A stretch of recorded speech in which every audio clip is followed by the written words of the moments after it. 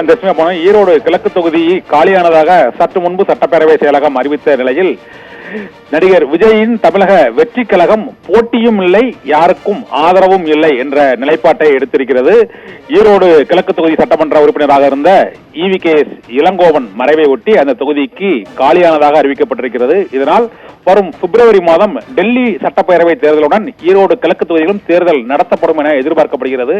இதனால் இந்த தொகுதி தேர்தலில் நடிகர் விஜயின் தமிழக வெற்றி கழகம் போட்டியிடுமா போட்டியிடாதா என்ற எதிர்பார்ப்பு எழுந்துள்ள சூழ்நிலையில் தாவேகா சார்பில் தாங்கள் இந்த இடைத்தேர்தலில் போட்டியிடவில்லை, நேராக 2026 சட்டமன்ற தேர்தலில் தான் போட்டியிடுவோம் என்ற கருத்தை ஒட்டி போட்டியும் இல்லை, ஆதரவும் இல்லை என்ற நிலைப்பாட்டை தாவேகா எடுத்திருப்பதாக விளக்கம் அளிக்கப்பட்டிருக்கிறது.